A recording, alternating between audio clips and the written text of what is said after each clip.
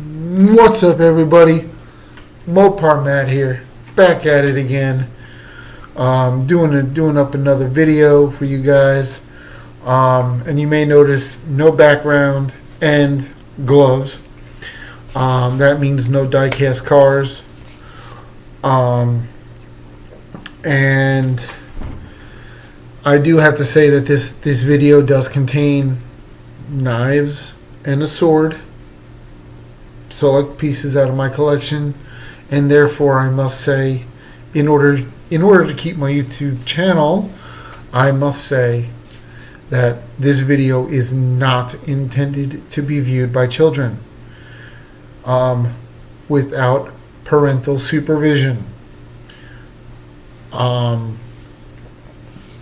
If you are under 18, if you are not 18 years of age or older, do not watch this video without your parents around.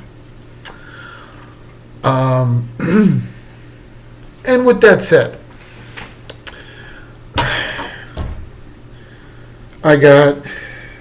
gonna start the show with what I literally call peanut, because it's about the size of a good sized peanut. My Swiss Army every single day carry pocket knife.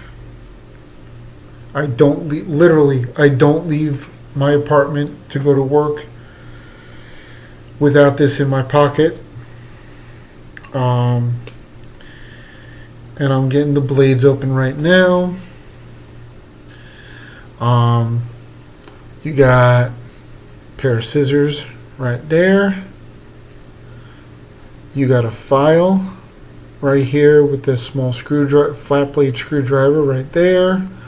And of course, you got the blade. The tiny little blade that has cut I don't know how many boxes open. But as with any Swiss Army knife, you know there's some other bells and whistles, or should I say, for those of you who know, Swiss Army knives always have some little extra bells and whistles. So on this one side, you have the little gray tab there. I pull the tab out like that, and it's literally a pair of tweezers in the side of my pocket knife. Now, if I put that away and flip the knife over, you got this little white tab. This is a little plastic pick tool. Okay. Yeah. Little plastic pick tool. I literally use that to clean the knife out on the inside. Next up, on my civilian daily carry knife is this snap-on folder with a frame lock. Excuse me. And I will explain what frame lock means in a moment. Here's the knife open. For finding it for free in a car that I was hauling when I delivered cars, I'm not complaining. And it is legal to carry because this blade is literally about 2.5 inches long, as per New Jersey state law, which I have researched quite thoroughly. But as you can see here, this top piece of metal looks like it's bent, and it's supposed to do that because this is a frame lock knife. What I do to close this knife is I push this lock up and out of the way like that, just so you can see it. Close the blade. That's a frame lock knife. Next up, something a little bit flashier. My still legal to carry, but when I want to be a little bit flashy, M-Tech USA brand knife that you can tell has been around for a little bit, but still has a nice mirror shine to it, unless the light's right on it. But this is what that one looks like open.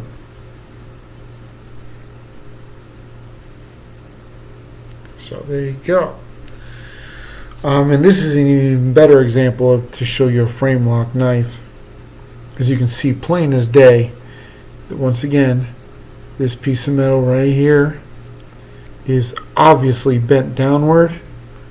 In order to close the knife, I just push it up and done. Next, this is the first example of a liner lock knife. It's a former work knife when I worked as a mechanic. This stayed in my tool cart at work because this one is not legal to carry by any means because of the laws that I know of in my state. Another M-Tech USA brand knife, but unlike those other blades, this one has a sheep's foot. It's called a sheep's foot knife because the blade literally looks like a hoof. But this one, if you can see inside there, my hand is sandwiching the frame right now, but there is the bent piece of metal in the middle there is called the liner. Same basic principle as a frame lock, but it's practically a frame within a frame, but it's called a liner lock. And this knife comes with a couple extra features. You'll notice my hand here is right on a little push tab. Has these handy dandy multi-tools inside the handles. And on the other side, if it wants to release, there it is. Sometimes they get temperamental. There you go. So that's that knife. Next up, shout out to my boy Russ from Raceway Park. This is the knife he gave to me a while back. Coast Cutlery brand. This is mostly used for around the house chores because it is also not legal for me to carry because the blade is like almost 4 3/4 inches long. And you'll notice not only is it mirror shining on the edge of the blade there, showing how sharp this knife is, but you'll also notice that it's half straight edge, half serrated, which is this part right here. This is basically like almost like a saw, a miniature saw, and this part is obviously all the straight edge. It's a nice hefty knife. This one is also, as you can see, a frame lock because the black things my fingers are grabbing are just little cushions put on the outside of the frame. So this is a frame lock. Very nice knife. Thank you, Russ, and I still use it almost every day, buddy. Next up, we get to something a little more serious. This next piece, don't let this little cheap plastic sheath fool you. I picked this thing up at a swap meet, and so, you know, it ain't gonna be pretty. But this is a home defensive toy that was meant to be a diving knife. This is not a folder like the other knives up to this point. Nothing you're going to see beyond this next knife is a folding knife. But this bad boy is nice. All stainless steel. Nice dual side blade. double-edged blade because I custom ground this upper edge to a sharp point. Micro serrated. This is the knife that is on standby in case someone tries to break into my apartment. This is not a scare tactic. This is just something I feel like showing because I think it's dang cool. And it stays hidden away, very, very discreetly hidden away. Next up is something that I've shown on my channel before, and I've been accused of how did William Withers say it? Yes. I've been accused of robbing Rambo of his knife because this one is a survival knife, and it is definitely not small. Here it is in the sheath, ready to be pulled out. It even has its own little sharpening stone right here. But it also has the little butt cap right there. Oops. Yeah, kids ain't gonna watch the video anyhow. Sorry, guys. And if I remove the cap, there's a compass in there, and there's room to stash some stuff for survival purposes. And I'm gonna unsheath this one live.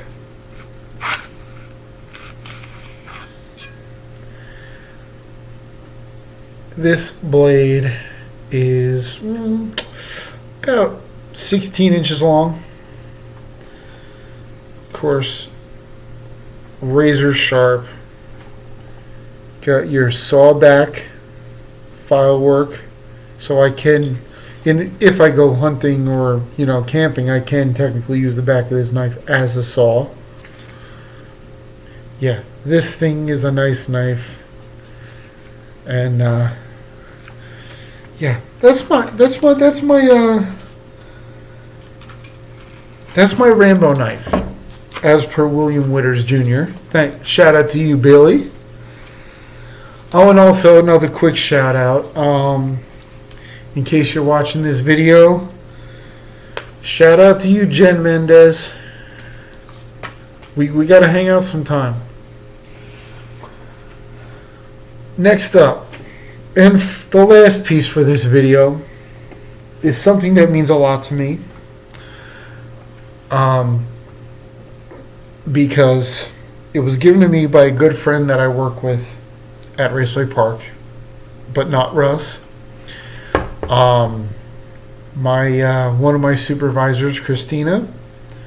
In the odd chance you see this, Christina, shout out to you. Thank you for this beauty. I take good care of her. And it's obviously not the real, antique version of what this represents. So, but you know what? I'm okay with it. I like it. It is about 30-inch long Japanese sword known as a wakizashi.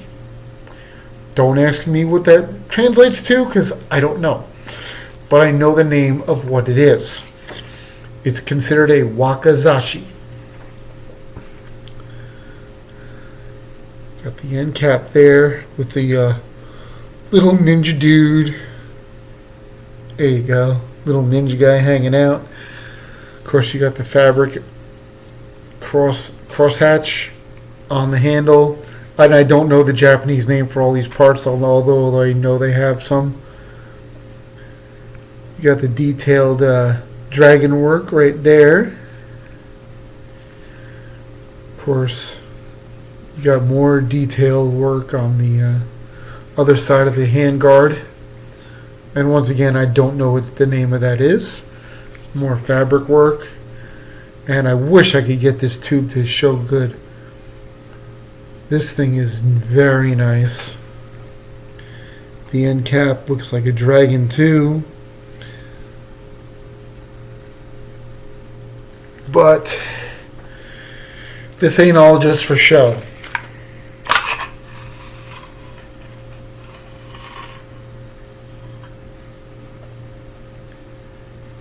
Yes, this thing is stupid, crazy sharp. which is why I'm being extremely careful right now. But got that beautiful simulation pattern on the blade, and I don't care that it's not like a real Japanese sword. I love this thing. I love it. So yeah, it's made out of a stainless steel, and of course, there you go. Trust me, that's a display only thing. I have no intentions of ever using it on anyone or anything for any reason. I just love the look of it. And this is just the beginning of the stuff I have to show you guys when it comes to knives and swords. If you like the video, let me know. Because I got plenty more pieces once I can get to them, including the centerpiece of my knife collection, which is a Franco-Prussian War battle-used rifle bayonet, which is dated to June of 1869. And I also have another bayonet of the same design that I believe is dated 1873. But the 1869 one is by far the centerpiece of my collection. I know where it is. I just didn't have time to get to it. Also, like I said, I got a ton more pieces. So if you like the video, let me know. Please put a comment down below and let me know if you like this video, because I've got plenty more pieces I would love to show you guys. And that's pretty much it. Other than I have a coin coming. I have a new coin coming soon that